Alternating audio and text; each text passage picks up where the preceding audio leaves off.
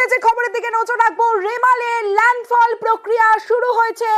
Landfall হলো রেমালের, বাংলাদেশে রাত 9টা নাগাদ ল্যান্ডফল হলো রেমালের ঘূর্ণিঝড় রেমালের। আরো বিস্তারিত জানাবে বিশ্বজিৎ শাহ, রয়েছে আমার সঙ্গে। বিশ্বজিৎ,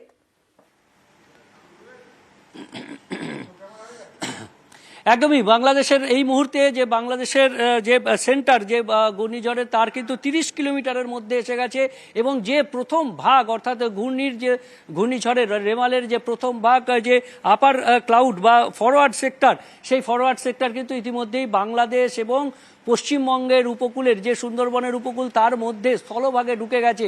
অর্থাৎ যে ঘূর্ণিঝড়, সেই ঘূর্ণিঝড়ের বেশ কিছুটা অংশ এই মুহূর্তে ঢুকে গেছে একেবারে স্থলভাগে। বাংলাদেশ এবং বাংলাদেশের যে মোংলা বন্দর, সেই মোংলা বন্দর সহ একেবারে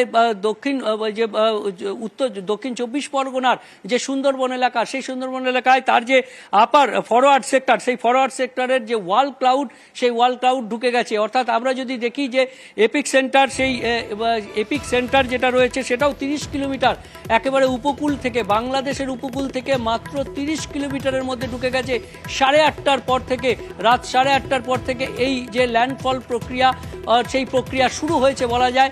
এবং এই ল্যান্ডফল প্রক্রিয়া 4 ঘন্টা থেকে 5 ঘন্টা চলতে পারে, অর্থাৎ প্রায় রাত 2টো পর্যন্ত এই প্রক্রিয়া চলতে পারে, এমনটাই পূর্বাভাস বা এমনটাই অনুমান আবহাওয়া দপ্তরের।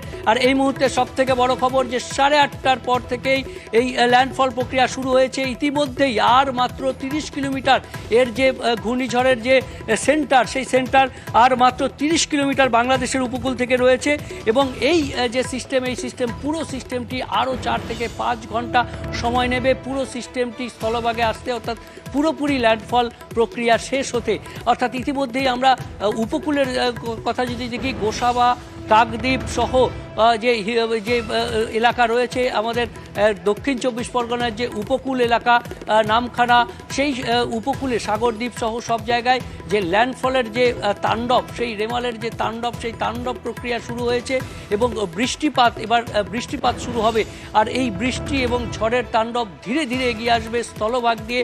তবে স্থলভাগ থেকেই আবহাওয়াবিদদের যে অনুমান, একটু আগেই আমরা জানাচ্ছিলাম যে সরাসরি উত্তর দিকে এসে আঘাত এনেছে, অর্থাৎ উত্তর অভিমুখে এসে মোংলা বন্দরের কাছে এসে এটি আঘাত এনেছে। এবং তারপর এটি সোজা উত্তর দিকে যাবে না, কিছুটা উত্তর ও উত্তর পূর্ব দিকে এগিয়ে যাবে।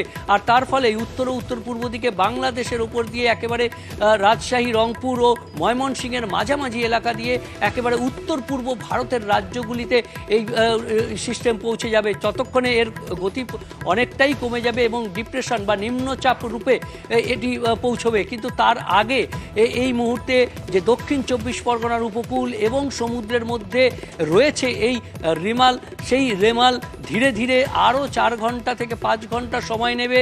তারপর পুরোপুরি ল্যান্ডফল প্রক্রিয়া সম্পন্ন হবে এবং তারপর আরও এটি উত্তর ও উত্তর পূর্ব দিকে ক্রমশ এগিয়ে যাবে এবং দক্ষিণ 24 পরগনার কুমিরমারি, হিঙ্গলগঞ্জ এবং যে গোসাবা রয়েছে এই এলাকার ওপর দিয়ে, অন্যদিকে বাংলাদেশের সাতক্ষীরা, খুলনা এই এলাকার ওপর দিয়ে একেবারে আরও উত্তর ও উত্তর পূর্ব দিকে এগিয়ে থাকবে। আর তার ফলে যেমন দক্ষিণ 24 পরগনার বাংলাদেশ লাগোয়া এলাকায় চরম ক্ষতির আশঙ্কা করা হচ্ছে, তেমনি উত্তর 24 পরগনার যে বাংলাদেশ লাগোয়া হিঙ্গলগঞ্জ, একেবারে বসিরহাটের কাছাকাছি হাসনাবাদ, টাকি হয়ে তারপর উপকূলের এলাকায় অতি ভারী বৃষ্টির যে পূর্বাভাস রয়েছে, সেই বৃষ্টি ইতিমধ্যেই শুরু হয়েছে আমরা দেখতে পাচ্ছি। আর অন্যদিকে বাংলাদেশে ল্যান্ডফল প্রক্রিয়া শুরু হয়ে গিয়েছে। আগামী 4 থেকে 5 ঘন্টা ধরে চলবে এই ল্যান্ডফল প্রক্রিয়া। বেশ বিশ্বজিৎ, অনেক ধন্যবাদ।